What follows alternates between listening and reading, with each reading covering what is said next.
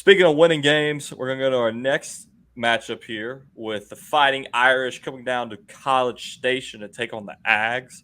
I got a little insider information here. All right, I got a lot of Aggie coworkers. I had to make a call. Do you get any insider from Notre Dame fans on this? I should have. I should have asked. I should have asked our playing partner there, Jacob, when we were on the golf course last week.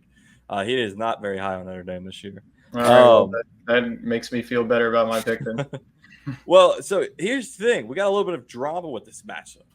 We have former Duke coach on the A&M side, Mike Elko, taking on his former quarterback in Riley Leonard, who's now the starting quarterback for the Notre Dame Fighting Irish. Now, Leonard didn't play much of the spring and early fall.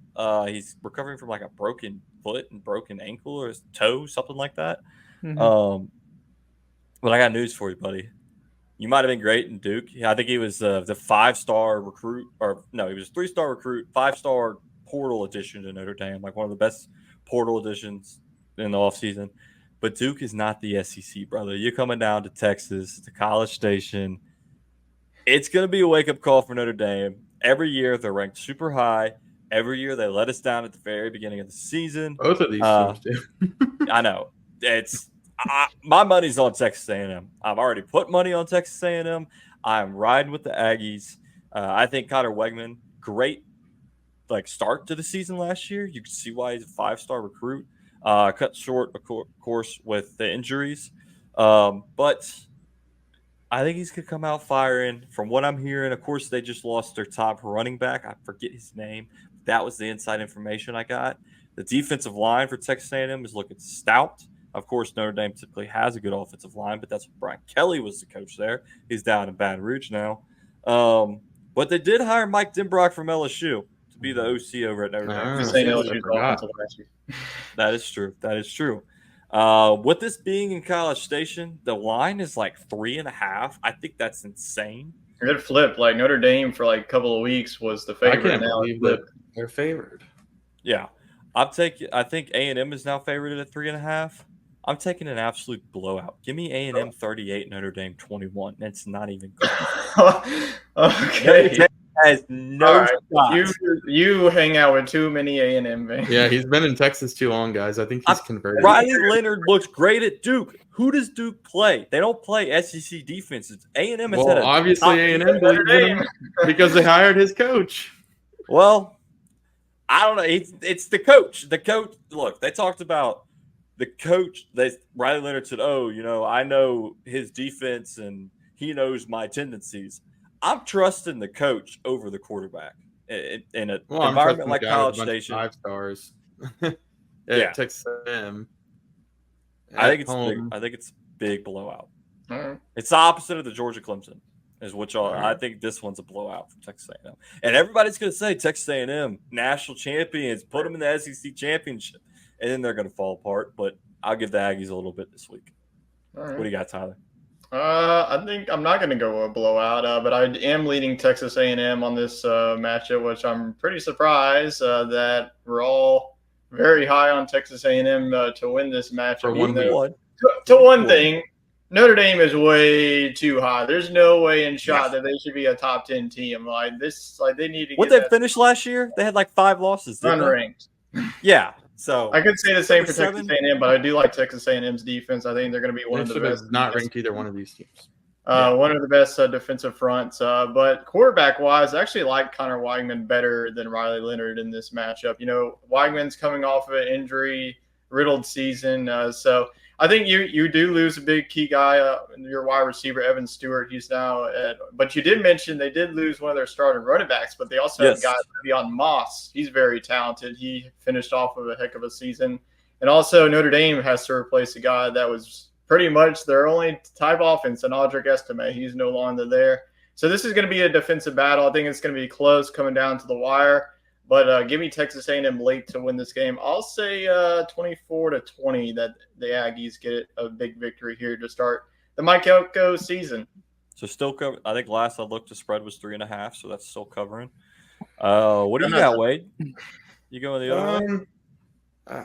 I think it's going to be a ground and pound type game for both teams. I think Leonard's going to realize he can't really throw it against this Texas A&M defense, I think he's going to scramble a lot. And I think that A&M is just going to give the ball to Le'Veon Moss and whoever the third string guy is, probably 35 combined times.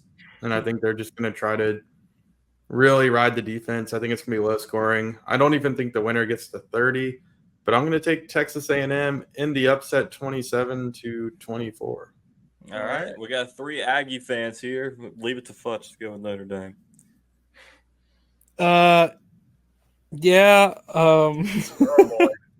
It's one of those where are we really all going all A&M? It's one of those where you just don't know what you're going to get in a game like this. I don't think any of us kind of know what's going to happen. The funny part is like you said, Texas A&M side. I mean, Elko's there. Elko did a great job at Duke in his short time span there, and I think that it's a major jump to go from middle of the road ACC school to trying to compete in the SEC. That's the biggest question mark there. Both teams terrible starts historically speaking, but something just tells me that Notre Dame probably has a shot to win this game, and the only reason is because of Riley Leonard. I think he has the experience. I mean, he's played in big games before. This is not his first rodeo as far as that's concerned, but I'm worried about the run game for Notre Dame. Having a sophomore be your RB1, running the football on the road is pretty tough. Some sophomore running back that really just hasn't seen the field. So, and they have a couple of transfer running backs. They'll rotate them out quite a bit. The funniest part about all this, though, on Notre Dame's side, is the fact that Riley Leonard transferred there. You got a couple of transfer running backs, not really many transfer wide receivers, but you did get somebody back at a different position than you had before, and that is Tyler Buckner, who left and went to Alabama, has come back to Notre Dame, and now he's a wide receiver at Notre Dame. I saw that. Lacrosse. Right. Yeah, he went and went and played lacrosse. Right. So now he's listed as a wide receiver for Notre Dame, which I find hilarious. Watch some trick plays there, Aggies. I know, that's what I'm thinking. I'm thinking they're going to throw the ball for a touchdown. First drive, something crazy is going to happen. But no, do I believe in either of these teams? No, but I think Notre Dame can get a big win on the road and potentially keep their season alive early. If this was in South Bend, I'd be picking Notre Dame, even though I said they're going to blow them out 31-17. I kind of a little carried away with that when I was making my prediction.